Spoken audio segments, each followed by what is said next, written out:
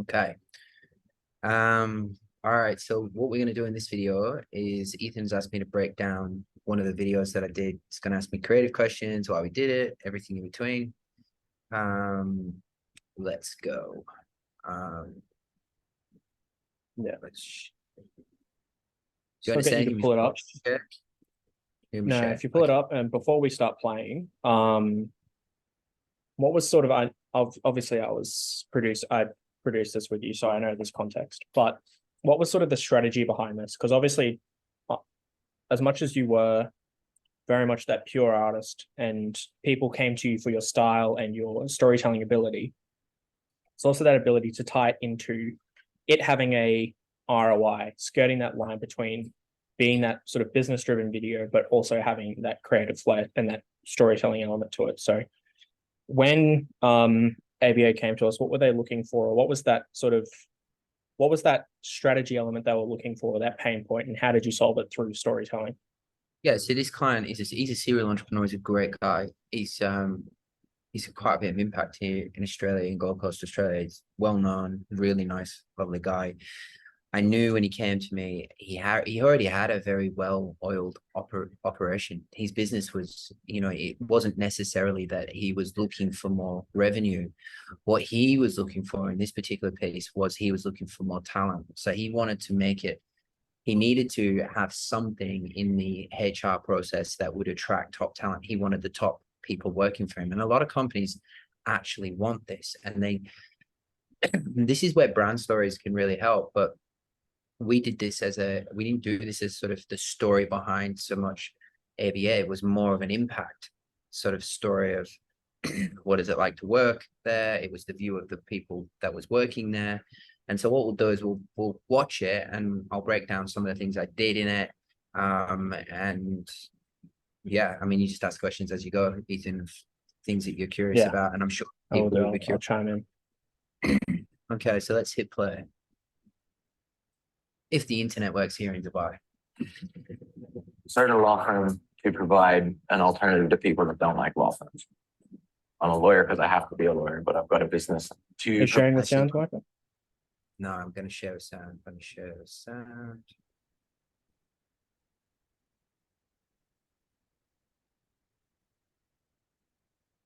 a law firm to provide an alternative to people that don't like law firms.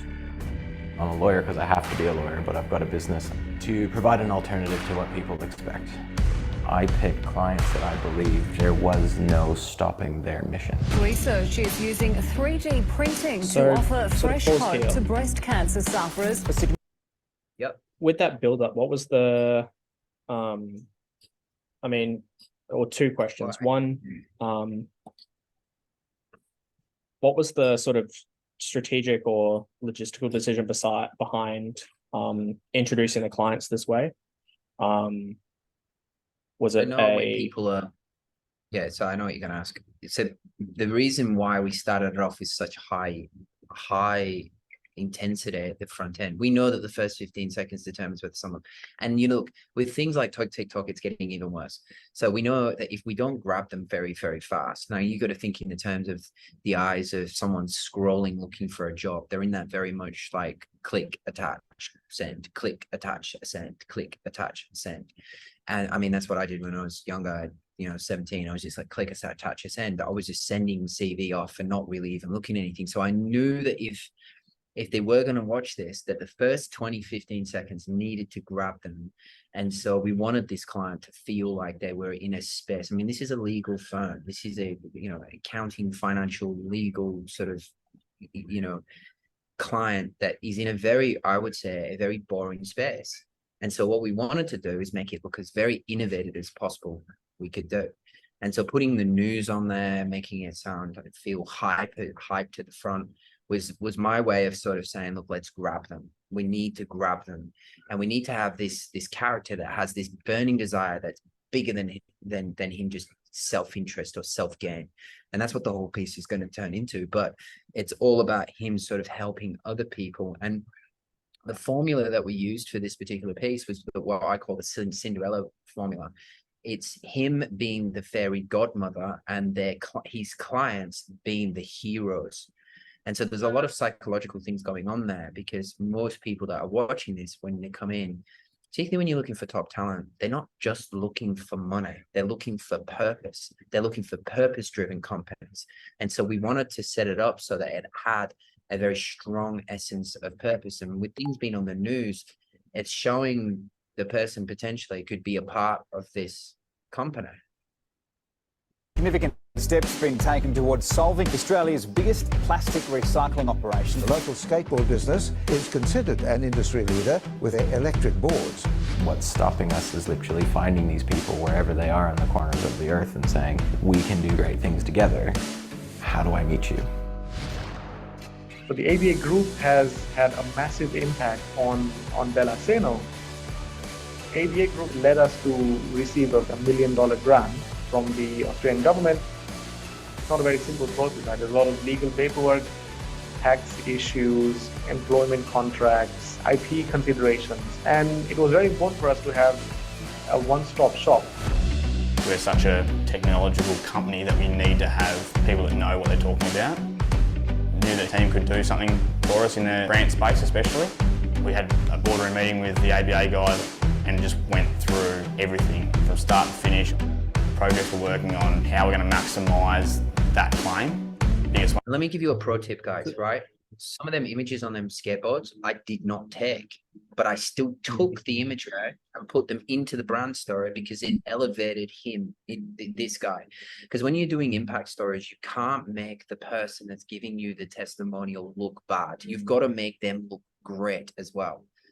The idea or the ideology of whenever you take an impact story is you're going to make them look like they're heroes as well, that they're achieving everything they can, but just giving sort of paying homage to this particular company that's helped me along the way do what I'm doing. And so we took all his best imagery, we took all his stuff and we brought that in and we used them assets to just enhance. Now, obviously this piece is very, we had our top editor on this. His name's Alfred. He's an amazing editor. He knows me very, very intimately, knows what I'm looking for, knows how I want the story to be. He also knows how fussy I am. But I gave him the assets and said, I need this to be embedded into this story to make this client look good. Like we need to make him look good, because if you're a video production company and you're looking to build your business, one of the fastest ways in terms of strategy is to do a piece like this and then target these clients that are in here and say, we can do the same for you. This is a really phenomenal way to get leads and to get sales.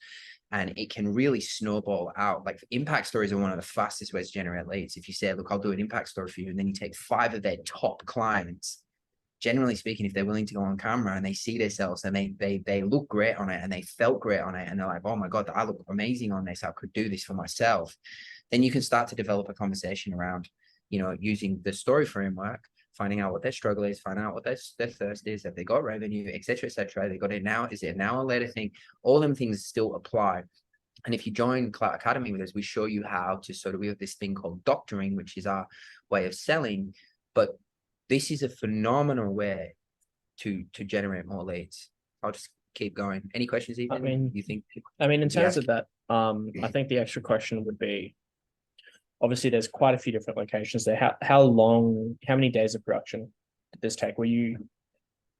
Was this something that took weeks and weeks? Because you obviously Evolve was obviously helped with their footage, but no, I had a particular invested interest in this particular client because he was so well connected. And you can see, he's working with some phenomenal people, and he's just a genuinely good guy. Like he's just doing the right thing. He's just got a good soul. He's one of them authentic people that you just want in your corner. You want him in your network. So I had a big interest. So I did spend a lot of time with him. And so in some cases, it's worth to spend weeks. It didn't take me weeks. If I had to calculate it, it probably took about all of 4 days to put together in terms of filming and all of probably 7 days to edit. And then I would say in terms of planning as well, would be about a week and a half. Some of the interviews we did over Zoom, as you can see, some of the testimonials, because they were overseas or they were in different states, and we just didn't want to fly out. We just thought it was more authentic to just do Zoom calls. So yeah, I spent a little bit longer with this client because I wanted to develop and nurture the relationship. That's what I was really looking for with this particular guy. Does that answer your question? Yeah, fairly well. One with us was the support we got face to face. These robotic arms are guided by high-tech cameras, which work out what waste is what. We have successfully applied for 1.7 million R&D refunds. We were very fortunate to have ABA as a partner. It is all about sort of helping people in terms of what our clients are looking to achieve and really sort of supporting that innovation here in Australia. We're really lucky that we get to sort of work with those really cool cutting edge companies. Working at ABA is fun. We hire culture and we train skill. Andrew and the team have made the process so streamlined and easy. Recommend them 100%. They might know where they want to finish, but most clients don't know where to start, and they don't know the pitfalls along the way. You drive your vehicle where you want to go, and I'm there making sure that you're protected along the way.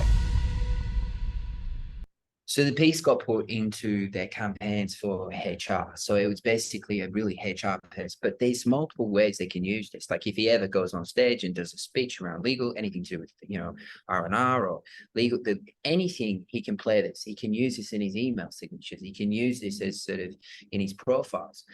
It can send text messages out. It can send text messages out to people with the video, like, but the main strategy behind it was to attract the top 10% talent across the advertising platform. He was looking for the talent. So it was a way of sort of giving people a window, because his biggest problem is that it's a legal group. Now, without being offensive, when we got to his office, it was just a typical office, like an office that is very boring. And even, he would probably say it himself, like, it's just a boring office. An office, it's a very boring industry. And so as my value that I brought to him and to the story is the creativity. And so this is where the creative really, really does shine. It's not so much about just producing any old video. It's about having a strategy, making it feel good, and then making it sort of put in the right placement of the funnel, if you know what I'm saying. I don't know if I'm speaking correctly about that, but that's what we're doing. We're not just making a cool video with a few flash shots of skateboards and this, that. There was a purpose behind it, where he's, him having top talent means he can charge more, means that he's going to attract better clients to his organization. His problem wasn't clients, it was talent to be able to deliver. His delivery system, he wants to be able to deliver, because most people that have, and even you watching this back home, you get 10 brand stories and you've got to get it done in 4 weeks. Your problem isn't going to be money. Your problem is going to be finding people that can give you the delivery and the quality that you need to do. And so this is just a quick breakdown of one of our brand stories. I'm hoping we're going to do a few more of these. Have you got any more questions for me regarding? I think there's a thread that I'm not sure if you remember it or not, but when circling back to the value, and this is tying back into doctoring, asking the right questions, and selling the video as a solution instead of a like something you sell on time or just sell as a block package. The choice for him was, do I hire a recruitment agency or a headhunting agency to get the lawyers he was looking for, and it would have been $10,000 a lawyer, or do I invest in this type of brand story? Now, obviously, as you said, you upgraded the package for him, but it was a allocation of funds, because the value there, the direct tangible value, is saving him that $10,000 every time he goes to headhunt someone.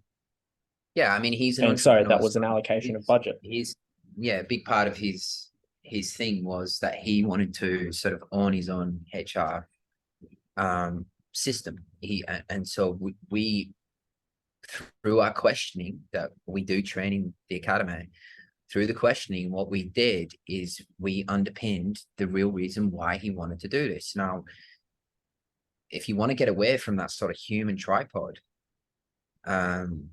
mentality, these are the questions. Like if I didn't ask these questions and he just gave me and said, like, go make a cool video, and I didn't know why, then that would have affected how I would have made the film. And so when you understand this stuff and you see it working and you see it helping the client, you see it helping grow the organization, you see them come back, what that does for you as a videographer, as a filmmaker, as a creative director, a producer, whatever you are in terms of the creative space and visual storytelling, it builds confidence that you're no longer just selling a vision, you're selling the strategy with the vision and you're placing it properly. And this would be, in my opinion, particularly being a heart specialist of an industry, being that heart specialist. I mean, that's the ultimate sort of, again, biggest business decision you'll ever make is finding the niche and committing to that.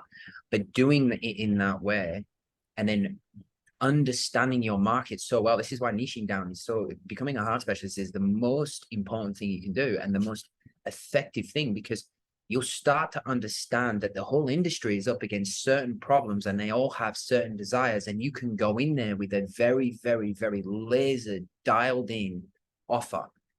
Having an offer will do 50% of the sale field. The other 50% is shutting up, listening, and understanding that client and making them feel at ease to work with you and making them believe that you can solve this problem. You can get them to their burning desires. And that's what we did with him. And yeah, he saved money I understood that he wanted to build his own HR system. He didn't want to pay commissions, heavy commissions to people finding and placing talent for him. And so that's what he did. Any other questions? And can we wrap? No, I think just sort of adding on that, it's understanding that the part of where getting the budget and getting these things where you excelled was in that value prop. And for your clients, if it's sales, it's understanding what that ticket price is. All right, so real estate agent, if we help you and they want an agent profile, don't recommend niching into real estate agents, but that's the one that popped in my head. If I can, because it's a high ticket sale, that's $15,000 in commissions. If we help you get 2-3 sales or get 2-3 more clients where you can sell their homes, it's a lot easier for them to understand the value of your video if you can attach these types of goals. Or once you understand their goals, if it's sales, how many sales does that require? If you're selling to a cafe, that's going to be a lot harder because that's a $5 coffee. But for Andrew in this case, or ABA, it was recruitment. That cost of hiring someone was a $10,000 headhunting fee. Now, $10,000 now, all right, cool, this video is going to help, but that's $10,000 now for the next 3 to 5 years. Every recruitment drive. Yeah, I that's mean, quicker. A lot of the times, like when you're really helping a client, and people often say to me, well, why are you charging $30K for one single video? It's not just a video, it's not disposable media. This is an asset that's going to be used over and over and over again in different departments, in different ways of helping generate and position that brand. So it's not just a matter of just going, oh, fucking, you know, give me $2,000 and I'll just run around and do everything I want. I understand their pain. I understand their desire. I understand their strategy. I understand what they want, and then what they're getting is one of the hardest things to find on the planet, which is a creative director. Believe it or not, creative directors are the most hardest to find. Editors you can find pretty easy, you can find producers pretty easy, you can find gaffers pretty easy, you can find even cinematographers pretty easy, but creative directors are very hard to find, particularly a creative director that understands strategy.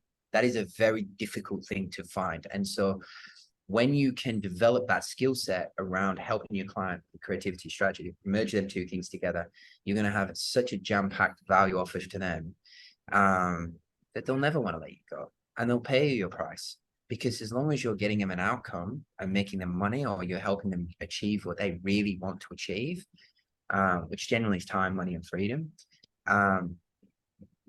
you'll be forever indebted with work. Anyway, let's wrap this. Is any other quick questions before I go? No, that's fairly well it. I think the only thing to add is once you start attaching it to value and you move out of that human tripod, the downside is you're attaching yourself to results and you actually have to help achieve them. You actually got to follow through. You can't. The bigger budgets comes with being able to produce the goods. Yeah, and look, if you're watching this on YouTube, just subscribe to us. I'm going to be dropping more videos like this. It's just very quick, sort of snappy videos with some good sort of ideas that you could potentially take and then implement into your own business. If you are interested in working with us, there's a link down below in this video somewhere where you can join Clout or you can have a conversation with one of my advisors. But yeah, anyway, let's cut it here. And thanks, Ethan, for showing. Talk soon. No worries.